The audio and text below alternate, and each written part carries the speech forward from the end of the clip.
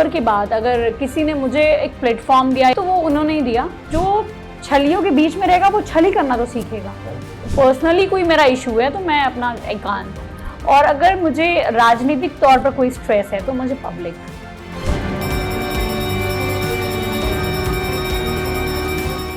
नमस्कार, स्वागत है आपका एक बार फिर से आपके अपने खास कार्यक्रम यात्रा अध्यात्म। मैं हूं आपका अपना दोस्त और होस्ट शिवम तिवारी। आपने बचपन में अक्सर एक गीत सुना होगा, चंदन है इस देश की माटी, तपो भूमि हर ग्राम है, हर बाला देवी की प्रतिमा, बच्चा बच्चा राम है। यानी कि हर बालिका देवी का स्वरूप और हर बालक राम के समान है। ये हमारे देश की पुरातन सभ्यता है। आज हम मौजूद हैं उत्तर प्रदेश की राजधानी लखनऊ में, और हमारे साथ हमारे इस खास कार्यक्रम यात्रा अध्यात्म में मौजूद है समाजवादी पार्टी की राष्ट्रीय प्रवक्ता, लखनऊ उत्तरी से विधानसभा पूर्व प्रत्याशी भी हैं आप विधायक पद की, और साथ ही साथ आपको ये कहा जाता है आपके विषय में कि आप किसी भी विषय में किसी भी संस्करण को लेकर के बहुत अद्भुत तरीके से उसका वर्जन देती हैं और एक नई ऊर्जा के साथ समाजवादी पार्टी को आगे बढ़ाने के लिए अक्सर प्रयासरत रहती हैं। मैं बात कर रहा हूं पूजा शुक्ला जी की। जी हाँ पूजा जी, बहुत बहुत स्वागत है आपका हमारे इस खास कार्यक्रम। बहुत बहुत धन्यवाद। यात्रा अध्यात्म में। और सबसे पहला सवाल पूजा जी आपसे, क्या है महत्व यात्रा अध्यात्म जो यात्रा है आपकी कहाँ तक पहुंची है, और आपके जीवन में यात्रा का महत्व? देखिए, हर व्यक्ति इस धरती पे आया है और उसका कोई ना कोई उद्देश्य है। ईश्वर, चूंकि हम लोग बचपन से धार्मिक चीज़ों में, आध्यात्मिक चीज़ों में जुड़े रहे हैं, पारिवारिक तौर पर भी, तो हमेशा यही सिखाया गया कि ईश्वर ने हर व्यक्ति को इस धरती पर किसी न किसी उद्देश्य से भेजा है। और कहीं ना कहीं जब इतने संसाधन दिए और एक इतना अच्छा परिवेश दिया, तो उसके पीछे भी कई कारण रहे होंगे। और हमारा उद्देश्य होना चाहिए कि कैसे सामाजिक रूप से अगर हम इस धरती पर आए हैं तो हम क्या दे करके जा रहे हैं, क्या हमारे विचार हैं, कैसे लोगों में हम परिवर्तन चाहते हैं, क्या सामाजिक व्यवस्था है, किस प्रकार के परिवर्तन की आवश्यकता है, या किसी भी तरह का जो एक उद्देश्य। तो मेरा उद्देश्य तो यही है कि कैसे सामाजिक परिवर्तन हो।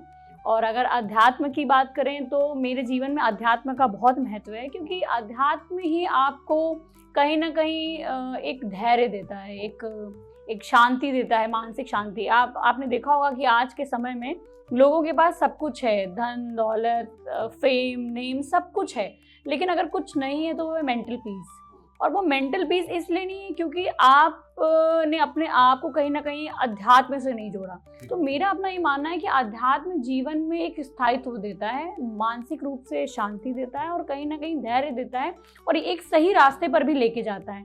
तो जितना मेरे राजनीतिक जीवन में जो सामाजिक चीज़ों का महत्व है, जो विचारों का महत्व है, उतना ही अध्यात्म का भी महत्व है। बिल्कुल। तो ये जान सकते हैं कि आध्यात्मिक उन्नति, अगर व्यक्तिगत तौर पे हम जानना चाहें कि पूजा जी की आध्यात्मिक उन्नति किस राह में है, किस दिशा में है, या कहाँ तक पहुंची है?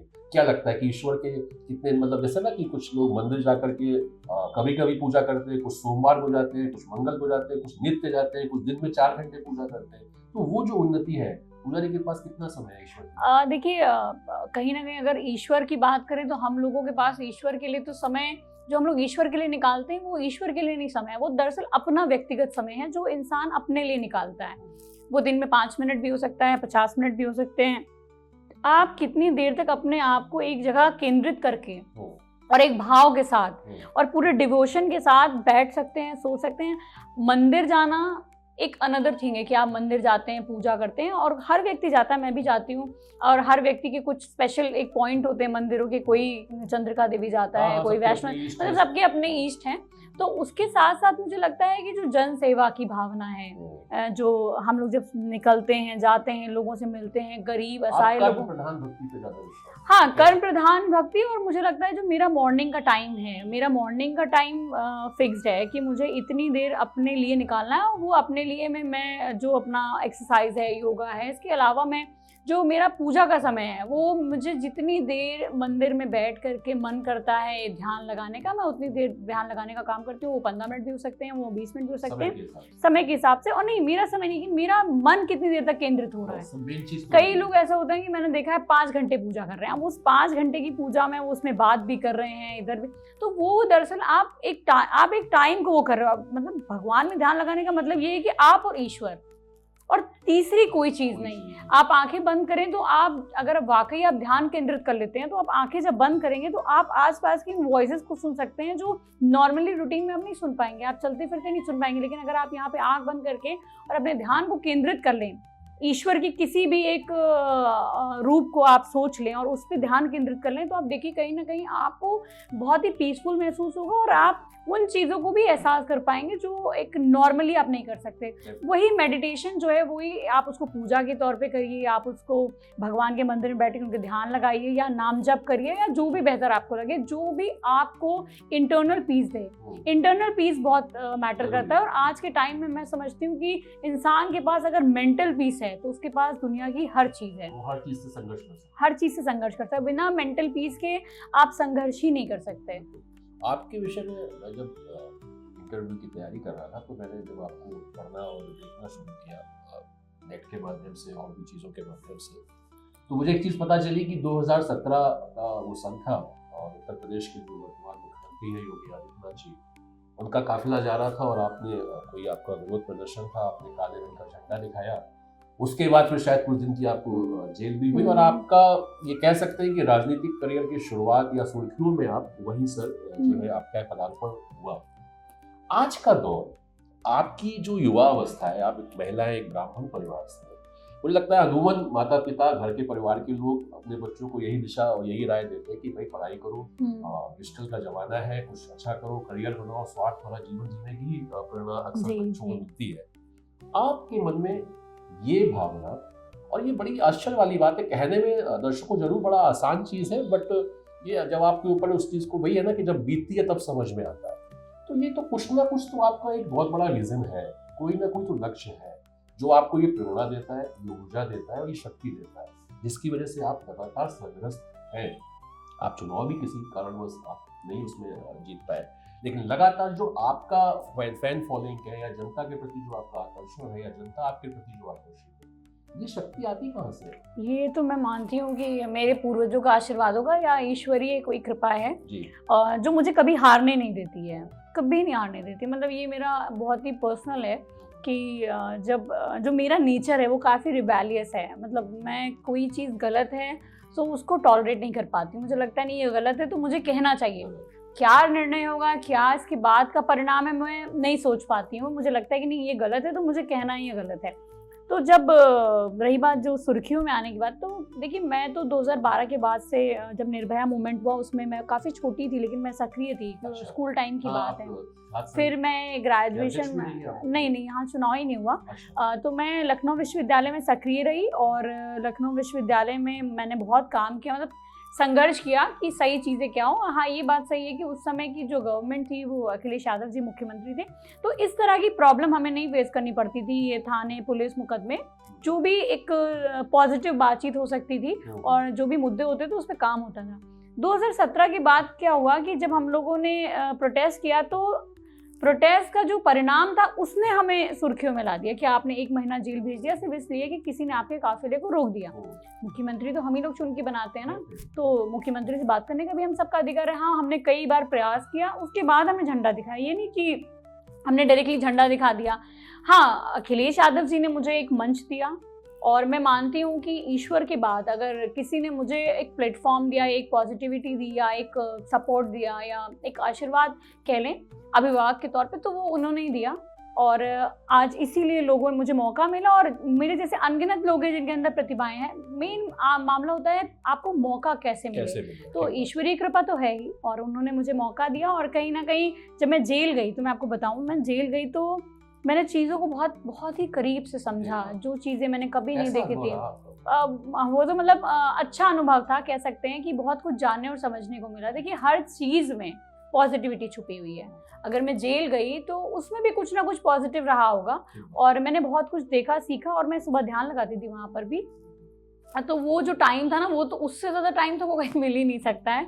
तो आप मन केंद्रित करिए, सोचिए और कहीं ना कहीं जुड़िए। तो हम लोग वहाँ पर इस तरह के विचारों से या मेडिटेशन या लोगों से बात करके तो दुनिया की भी समझ हुई और अपराध में भी कैसे लोग संलिप्त हो जाते हैं, किस तरह की परिस्थितियां बनती हैं, क्या मानसिक मनोदशा रहती होगी वो। और प्लस अपना एक ये कि हाँ हमें मेडिटेशन करना है, तो वो समय भी मैंने बहुत मतलब आध्यात्मिक तौर पर बहुत ज़्यादा मेडिटेशन किया और एक कनेक्ट करने की फीलिंग मुझे आई। और मैं वहाँ से जब निकली तो मुझे जो समाज को देखने का नजरिया था वो बदला और राजनीतिक जीवन में भी परिवर्तन आया। बिल्कुल। और कहीं ना कहीं वो जो आपका दौर था उसने आपको हाँ टफ टाइम, विश्वास और मजबूत किया। टफ टाइम हमेशा आपको स्ट्रॉन्ग करता है, तो इसलिए जीवन में जब टफ टाइम आए तो वो टाइम आप समझ लीजिए कि वो आपको स्ट्रॉन्ग करने का है। क्योंकि जब आपके जीवन में सब कुछ इजी गोइंग होता है, आसान होता है, तो आप उन चीज़ों की वैल्यू नहीं समझते। जैसे मैं इलेक्शन हार गई तो जैसे मतलब जो भी परिस्थितियाँ नहीं, जैसे मैं हारी, अब उस पर क्या जाना, मैं हार को स्वीकार कर लिया और हार को स्वीकार करके जो आगे बढ़ता है वही जीतता है फिर।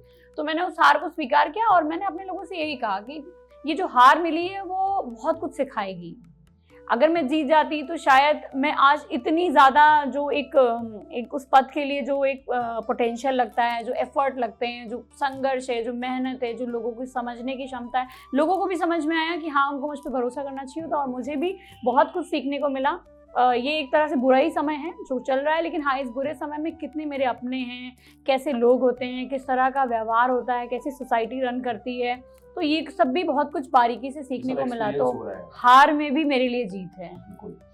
बिल्कुल बहुत अच्छी बात आपने कही। और संघर्ष के दौरान आदमी सीखता भी है। अच्छा एक चीज और है पूजा जी, राजनीति एक ऐसा शब्द है कि नीति के आधार पर राज जो करता है वही राजनीति का यथार्थ अर्थ है। लेकिन आज के दौर में तो बिल्कुल उल्टा है।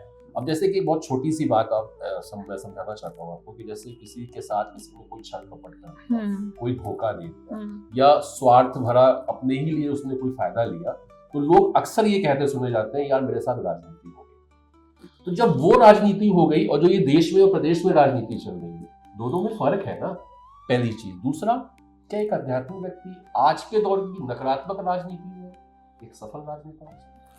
देखिए, जिसके मन में, जिसके अंदर मोरालिटी नहीं है, जिसके अंदर सही और गलत का भेद करने की क्षमता नहीं है, जिसको ये डर नहीं है कि हम जो कर रहे हैं और इसका क्या परिणाम होगा, वो व्यक्ति भले ही आपको लग रहा हो कि बहुत सफल है, लेकिन उससे ज़्यादा फ्रस्ट्रेट, उससे ज़्यादा कहीं ना कहीं इनसिक्योर कोई व्यक्ति नहीं हो सकता। उसको आप, जो व्यक्ति बहुत ईमानदारी से पॉलिटिक्स करता है, मैं आपको बता रही हूँ, मेरा अपना एक्सपीरियंस है कि अगर आप बिना किसी छल कपट के ईमानदारी से राजनीति करते हैं, नहीं बिल्कुल संभव है, ऐसा नहीं, अच्छे लोग भी। देखिए छल भी किस प्रकार का है, एक छल ये है कि भाई आपने किसी का पैसा ले लिया, किसी को बहुत परेशान कर दिया, या एक उस तरह का जो छल है वो एक जो है वो कहीं ना कहीं किसी को कष्ट दे रहा है। और देखिए ये बात सच है कि अपनी पावर का कभी दुरुपयोग नहीं करना चाहिए।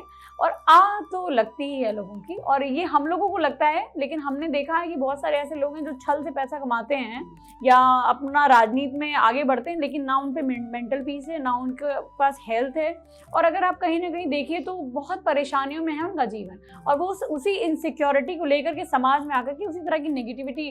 अच्छा ये बताइए, जिसके जो छलियों के बीच में रहेगा वो छल ही करना तो सीखेगा, और जो अच्छे लोगों के बीच में रहेगा वो अच्छी बात सीखेगा।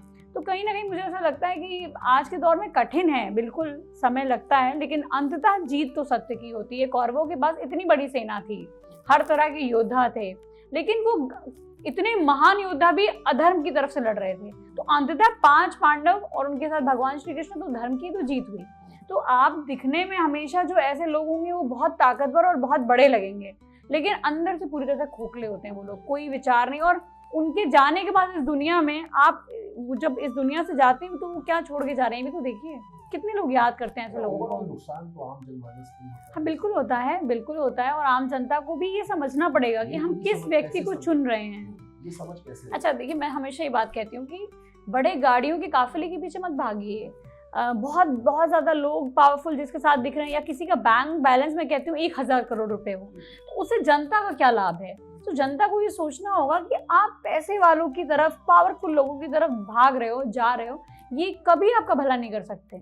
आपका भला वही कर सकता है जो आपके बीच से निकल करके गया है, जो उस दुख को, उस दर्द को, उस पीड़ा को झेला है। एक लड़की जब सड़क पर निकलती है तो जो फप्तियाँ, जो तंज, जो चीजें उसके साथ होती हैं, वो महसूस कर सकती है, वो कोई और महसूस नहीं कर सकता है। तो उसी तरह से जो तकलीफ, जो पीड़ा आम जनमानस की है, जब इनके बीच से निकला हुआ कोई व्यक्ति ऊपर जाता है तो वो उसको फील करता है। और कहीं ना कहीं जो लोग यहाँ से निकल करके जाएं, उनकी भी जिम्मेदारी है कि आप उस सोसाइटी जहाँ से आप निकल करके गए उसके हित के लिए काम करें। और देखिए, अगर आप काम करते हैं, पॉजिटिव डायरेक्शन में करते हैं, तो आप सरकार में हो या ना हो हमेशा याद किए जाते हैं। और आप जब नेगेटिव काम करते हैं तो नेगेटिव काम तो कभी भी आपको आगे बढ़ा ही नहीं सकता। पॉजिटिविटी की कोई काट नहीं है, पॉजिटिव व्यक्ति हमेशा आगे बढ़ता है। वर्तमान राजनीति तो धर्म, जाति और मजहब यही एक आधार बचा है आज की डेट में। हमें लगता है देश की राजनीति में बेरोजगारी, भ्रष्टाचार या ये तो सिर्फ कहने की बातें हो रही है, लेकिन मेन विषय आकर के बस वो जाति विशेष के आधार पे, वो धर्म विशेष के आधार पे जो बड़े बड़े पद दिए जा रहे हैं या जो भी चीजें तैयार की जा रही है, तो वो पीछे लाइन में, पंक्ति में जो खड़ा आखिरी व्यक्ति है वो सिर्फ ताकते ही रहेगा। नहीं, समस्या यहाँ पर ये है ना कि हम लोग कट्टरपंथ और आध्यात्म या धार्मिक चीजों को कट्टरपंथ की तरह अगर देखेंगे तो कहीं ना कहीं हम ये मानते हैं कि मैं मान लो पूजा करती हूँ, कोई नमाज पढ़ता है, कोई गुरुद्वारे जाता है, ये सबके अपने बिलीव्स हैं, ठीक है। और लास्ट में हम लोग भी तो मानते हैं ना कि ईश्वर निराकार है, ईश्वर का कोई स्वरूप नहीं है, ईश्वर को हम जिस स्वरूप में चाहते हैं उस स्वरूप में हमें दिखता है, और किसी में भी हम ईश्वर का रूप देख सकते हैं। तो ईश्वर के स्वरूप को हम अंततः, चाहे वो नमाज पढ़ रहा हो, चाहे वो गुरुद्वारे जा रहा हो, चाहे वो चर्च जा रहा हो या हम मंदिर जा रहे हो, हम पूजा तो एक ईश्वर की कर रहे हैं ना, ध्यान तो एक ईश्वर में लगा रहे हैं। तो जब हम ईश्वर में ध्यान लगा रहे हैं तो आपसी झगड़े तो होने ही नहीं चाहिए। वर्तमान में क्या स्थिति है कि नहीं, मैं ही सर्वश्रेष्ठ हूँ, ये जो ईगो है वो हमारा अध्यात्म कभी नहीं सिखाता। अध्यात्म हमेशा सिखाता है कि आप कितना ज्यादा सॉफ्ट, कितना ज्यादा लचीले हो सकते हैं। अध्यात्म आपको एक धैर्य की भावना सिखाता है, अध्यात्म प्रेम सिखाता है, अध्यात्म शांति की ओर ले जाता है। लेकिन कट्टरता हमेशा अधर्म करना सिखाती है, कट्टरता हमेशा ईगो को और सेटिस्फाई करने की भावना को डेवलप करती है, कट्टरता हमेशा नफरत की तरफ ले जाती है। एक्चुअली अध्यात्म पॉजिटिविटी है लेकिन कट्टरता नेगेटिविटी है। और किसी भी चीज की कट्टरता हो, किसी भी धर्म में कट्टरता हो, ओवरऑल मैं सबकी बात करूँ, जो भी ये कहेगा नहीं हम सर्वश्रेष्ठ हैं, वो कट्टरपंथी है, उसको ये मानना पड़ेगा कि वो कट्टरपंथी है। और जो भी व्यक्ति ये मानता है कि हमारा धर्म है, उनका भी धर्म है, हम भी पूजा कर रहे हैं, वो भी पूजा कर रहे हैं, तो उनके धर्म से हमें प्रॉब्लम नहीं होनी चाहिए और हमारे धर्म से उन्हें प्रॉब्लम नहीं होनी चाहिए। तो कहीं ना कहीं कभी भी इस तरह की फीलिंग या इस तरह की बात लोगों के दिमाग में नहीं आएगी। बिल्कुल। एक चीज और मैं आपसे समझना चाह रहा था, क्योंकि बहुत कम समय में आपने, ईश्वर की कृपा है और आपकी जो लगन है, जो आपके माता पिता का आशीर्वाद है कि आप कम उम्र में, कम समय में आपने अच्छा मुकाम पाया, आप लगातार प्रयासरत हैं। महिलाओं के विषय में, भाई देश को महिला प्रधान देश कहा गया है और काफी कुछ परिवर्तन भी हुआ है, ये भी कह सकते हैं, बहुत सारी चीजें बदली हैं। पूजा जी क्या देखती है महिलाओं को वर्तमान में, खासतौर से उत्तर प्रदेश की जो महिलाएं हैं, जो युवा महिलाएं हैं, क्या उनके साथ अब चीजें बेहतर होना शुरू हो चुकी है या अभी भी बहुत कुछ काम करना है?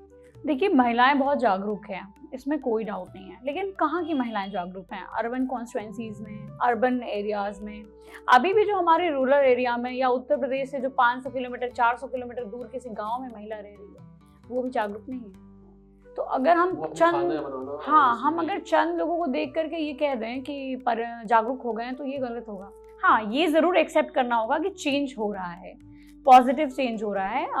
महिलाएं अब जो घरों तक सीमित रहती थी, महिलाएं अब बाहर भी निकल रही हैं और कहीं ना कहीं मोटिवेशन भी मिल रहा है। बहुत सारी गांव की बच्चियां हैं जो निकल करके जा रही हैं बाहर, टॉप कर रही हैं, अधिकारी बन रही हैं। तो कहीं ना कहीं पॉजिटिव चेंज तो हो रहा है, लेकिन वो महिलाओं को और ज़्यादा जागरूक करने की आवश्यकता है। और मैं हमेशा कहती हूँ कि महिलाओं की सामाजिक भागीदारी और आर्थिक भागीदारी, यानी आर्थिक रूप से उनको स्वतंत्रता हो, आर्थिक रूप से वो मजबूत हो और सामाजिक रूप से वो मजबूत हो, और राजनीतिक रूप से, अगर इन तीनों पोर्टफोलियो पे हम काम नहीं करेंगे तो हम महिलाओं के जो जीवन में जो है वो बहुत बड़ा परिवर्तन नहीं कर सकते।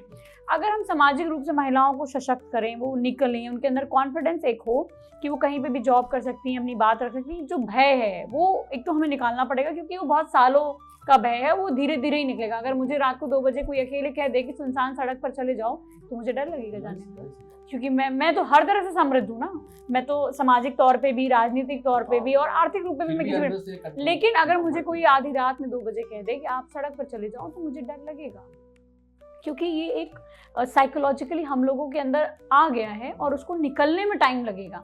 और कहीं ना कहीं जब हम अखबारों में पढ़ते हैं, माहौल देखते हैं, तो वो भी एक फियर का कारण है। तो सबसे पहले तो सरकारों को इस तरह का कॉन्फिडेंस महिलाओं को देना होगा, क्योंकि देखिए आप सब कुछ दे दीजिए, अगर उनके अंदर कॉन्फिडेंस ही नहीं है तो कोई भी चीज़ हमारे लिए महत्वपूर्ण नहीं है। दूसरी बात ये कि आर्थिक रूप से सशक्त होना बहुत ज़रूरी है। पहले के टाइम पे लोग बहुत ज़्यादा लड़कियों को, जॉब करने वाली लड़कियों को पसंद नहीं करते थे, लेकिन आज जिस तरह का महंगाई का ज़माना है, मजबूरी में ही सही वो चाहते हैं कि लड़की जो है वो जॉब करे या कहीं ना कहीं काम करती है। और अगर लड़की आर्थिक रूप से सबल है तो उसके जो साथ वायलेंस के केसेस हैं वो बाकी की अपेक्षा कम होते हैं, जो इंडिपेंडेंट वीमेन है, क्योंकि लोग जानते हैं कि ये इंडिपेंडेंट है, किसी पे डिपेंडेंट नहीं है, इन पे पैसे हैं, ये अपना जीवन जी सकती हैं।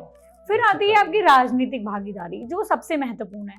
अगर आप राजनीतिक रूप से सशक्त नहीं हो, सदन में आपका प्रतिनिधित्व नहीं है, सदन में आपकी आवाज़ नहीं है, तो रेप जैसे मामलों पर हंसी उड़ा करके छोड़ दिया जाएगा। जो लोग बोलते हैं ना, अरे घूर दिया था, तो घूरने से क्या, अगर मैं आपको कंटिन्यूअसली देखना स्टार्ट कर दूं तो आपको भी एम्बैरेसमेंट फील होगा और नज़रों का भी बहुत बड़ा इम्पैक्ट होता है। तो कहीं ना कहीं इस तरह की अवेयरनेस के लिए या इस तरह के मुद्दों के लिए, या जो मूलभूत महिलाओं की आवश्यकताएं हैं या उनकी जो ज़रूरतें या उनके जो हक और अधिकार हैं, उसके लिए सदन में महिलाओं का प्रतिनिधित्व, महिलाओं की मुखर आवाज़ होनी बहुत ज़रूरी है। और महिलाएं भी वैसी हों जो विचारधारा और परिवर्तन को एक्सेप्ट करें। महिला नाम मात्र से महिला ना हो, जो उस चीज़ों से तपी हो, उन चीज़ों को झेला हो, उन चीज़ों को समझा हो, या जो उस चीज़ से कनेक्ट करती हो, वैसी महिलाओं का प्रतिनिधित्व सदन में होना चाहिए। बहुत जरूरी है आज की। ठीक है, आखिरी 2 सवाल है पूजा जी आपसे, कि जाहिर सी बात है इतनी भागदौड़ भरी जिंदगी है आपकी और मानसिक तनाव होता ही होगा।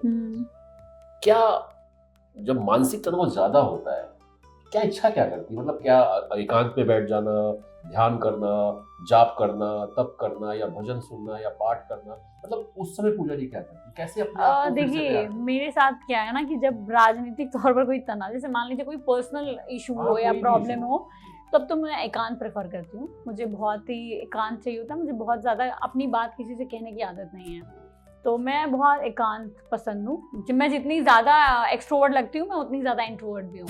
तो अगर कोई ऐसी बात होती है तो फिर मैं पर्सनली, कोई मेरा इशू है तो मैं अपना एकांत, और अगर मुझे राजनीतिक तौर पर कोई स्ट्रेस है तो मुझे पब्लिक, मैं और ज़्यादा लोगों में जाना शुरू कर देती हूँ और ज़्यादा लोगों के साथ बैठना शुरू कर देती हूँ, जिससे मुझे ये फील होता है कि नहीं, अगर मेरा विरोध करने वाले लोग हैं तो उससे कई गुना ज़्यादा लोग मुझे प्यार करने वाले हैं और वो चाहते हैं कि मैं पॉलिटिकल फील्ड में रहूँ। या कई बार पता है आप बहुत परेशान हो और जब आप पब्लिक में जाते हैं तो पता नहीं किसकी बात आपको किस तरह से मोटिवेट कर दे, उनका दुख, उनकी तकलीफ सुन के हाँ, आप अपनी चीज़ों मतलब को- मैंने तो कई बार देखा कि जैसे बहुत कभी कभी हर पॉलिटिकल आदमी के जीवन में अप एंड डाउन होता है, मेरे भी होगा। तो मैं कई बार ऐसा हुआ कि ना, मैं जब लोगों के बीच में गई, तो मैं जब चुनाव हारी, सबसे बड़ा एग्जाम्पल है, जब चुनाव हारी तो मुझसे, मैं जब लोगों के बीच में गई तो यकीन मानिए आज तक मुझे नहीं लगता कि मैं हारी हूँ। इतना मोटिवेशन है, लड़कियाँ इतना खुश होती हैं, इतना मिलती हैं, हमें भी आपकी तरह बनना है। अगर हजारों लोगों में किसी ने एक बार ऐसी बात करी कि नहीं हमें भी आपकी तरह बनना है, या बहुत सारे लोग मिलते हैं नहीं हम भी चाह, तो मेरे जीवन की सबसे बड़ी उपलब्धि मैं उसे ही मानती हूँ कि कोई मेरी तरह भी बनना चाहता है। तो ये जो खुशी है ना, ये कहीं और नहीं मिल सकती। तो ये जो पीस है, ये मैं कभी पॉलिटिकली अगर मैं स्ट्रेस में होती हूँ तो मैं पब्लिक के बीच में जाती हूँ, क्योंकि रास्ता वहीं से निकलेगा। एकांत में बैठ के पॉलिटिकल होगा कोई रास्ता नहीं। हाँ, पर्सनली आपको कोई चीज़, बीमार है, नहीं अच्छा लग रहा है, या मन थोड़ा कभी कभी मूड नहीं अच्छा है, तो अकेले ठीक है, लेकिन अगर कोई पॉलिटिकल परेशानी है तो उसका जवाब सिर्फ पब्लिक में है। और वही आप उनके बीच जाकर जी जी, बहुत खुशी मिलती है। मिलिए, जाइए, कुछ ना कोई, हर व्यक्ति कुछ ना कुछ सिखाता है। पब्लिक में भी ऐसे लोग मिलते हैं जिनकी अपनी ओन स्टोरीज हैं, उन्होंने कुछ किया है, उन्होंने कैसे कैसे अपने आप को डिप्रेशन से निकाला है। कई ऐसे लोग हैं जो पूरी तरह से टूट चुके थे और कैसे वो दोबारा से उठे। और बहुत सारे पॉलिटिकल लोग हैं, बहुत सारे गरीब लोग हैं जो बेचारे, जब उनसे मिलो तो लगता है ना कि हाँ, ये जब यहाँ से यहाँ ऐसे सरवाइव करें तो हम तो कर ही सकते हैं, हम तो, हमें बहुत कुछ दिया, उस हिसाब से तो ईश्वर ने बहुत कुछ दिया। हाँ, लेकिन ये है कि कनेक्शन बहुत ज़रूरी है, पब्लिक से कनेक्शन बहुत ज़रूरी है, और उनकी भाव को समझने। हाँ, आप हज़ारों लोगों में जाइए, पता नहीं किसकी दुआ लग जाए, मैं तो यही मानती हूँ। एक आखिरी सवाल हमारे सभी दर्शकों के लिए आपकी तरफ से, हम चाहते हैं क्या संदेश, खासतौर से युवाओं के लिए, और राजनीतिक माहौल आपको पता ही है, कुछ आपसे छुपा नहीं है, जो युवा राजनीति में आना चाहते हैं, जो युवा धर्म और अध्यात्म, धर्म एक अलग विषय हो जाता है, क्योंकि उसको अलग ढंग से जोड़ा जाता है, आध्यात्मिक यात्रा में जो बढ़ना चाहते हैं, उनके लिए आपकी तरफ से क्या संदेश मिल सकता देखिए, आप अगर आध्यात्मिक रूप से आगे बढ़ें, चाहे राजनीतिक रूप में फील्ड में जाना चाहें, ये सब कुछ अलग नहीं है। आपके अंदर धैर्य होना चाहिए, आपके अंदर पेशेंस होना चाहिए, निर्णय लेने की क्षमता होनी चाहिए और गुस्से से थोड़ा सा दूर रहना चाहिए, क्योंकि कई बार हम लोग बहुत ही एग्रेशन में, बहुत ही परेशानियों में टूट करके ऐसे निर्णय ले लेते हैं जो नहीं लेने चाहिए। आज मैं बहुत लंबे समय से देख रही हूँ कि युवाओं के अंदर खास तौर पर एक निराशावादी विचार, चाहे वो बेरोजगारी की वजह से हो या किसी असुरक्षा की भावना हो या किसी भी प्रकार का परेशानी हो, तो मुझे लगता है कि जब ऐसी परेशानी हो, ऐसी कठिनाई हो या राजनीतिक जीवन में आपके अप एंड डाउन हो, तो आप कुछ मत करें, सब कुछ ईश्वर पर छोड़कर आंखें बंद करके और भरोसा रखें कि सब अच्छा होगा। पूरे पेशेंस के साथ अपने कर्म को अंजाम दें, अपने कार्मिक चीज़ों को बंद ना करें, लोगों के बीच में जाएं और देखें और सीखें कि इस समाज में अगर अच्छे लोग हैं और बुरे लोग हैं तो अच्छे भी बहुत सारे लोग हैं। बहुत सारी प्रेरणादायी कहानियां हैं, उन्हें पढ़ें, उन्हें समझें और कहीं ना कहीं परिवर्तन की ओर अग्रसर रहें। बस यही मेरी एक अपील है और बस मैं ये चाहती हूँ कि महिलाएं जो राजनीति में आना चाहती हैं उन्हें जितना मन से मजबूत होना चाहिए उतना ही हृदय से मजबूत होना चाहिए, क्योंकि महिलाएं थोड़ी इमोशनल होती हैं। तो इस तरह की जो सामाजिक फप्तियां हैं या जब आप आगे बढ़ेंगे तो जिस तरह के आरोप प्रत्यारोप आप पर लगेंगे, तो उसके लिए आपको अपने हृदय से बहुत मजबूत होना पड़ेगा, तभी आप इस जीवन में, इस राजनीतिक जीवन में आगे बढ़ सकते हैं। बहुत बहुत धन्यवाद पूजा जी, आपने बहुत कीमती समय दिया। तो आपकी पूजा शुक्ला जी, जो कि राष्ट्रीय प्रवक्ता है समाजवादी पार्टी की, आपने देखा कि किस तरह से उन्होंने अपने विचारों को रखा हमारे इस कार्यक्रम के माध्यम से। उन्होंने ये भी बताने का प्रयास किया कि क्या वर्तमान राजनीति का यथार्थ है, किस तरीके से उनकी आध्यात्मिक यात्रा भी साथ साथ चल रही है और कैसा अनुभव रहता है उनका जब वो आम जनमानस के बीच में जाती है। उनका आत्मविश्वास बहुत मजबूत है और वो आगे के लिए, हर संघर्ष के लिए तैयार भी है। हम आप सभी से भी यही कहना चाहते हैं कि अगर आपके मन में भी कोई ऐसी उम्मीद है, कोई ऐसा आपने कुछ सोचा है अपने जीवन में आगे बढ़ने के लिए, खास तौर से आध्यात्मिक तौर पे, राजनीतिक तौर पे, या जो भी आपका अपना करियर है, ईश्वर का भजन करिए, ईश्वर को याद रखिए। और बस एक छोटी सी बात करके इस प्रोग्राम को मैं विराम करूंगा कि उम्मीद ऐसी हो जो जीने को मजबूर करे, राह ऐसी हो जो चलने को मजबूर करे और महक कम ना हो कभी भी आपके आत्मविश्वास की। आत्मविश्वास ऐसा हो जो कुछ और करने को मजबूर करे। फिर मुलाकात होगी, तब तक के लिए नमस्कार।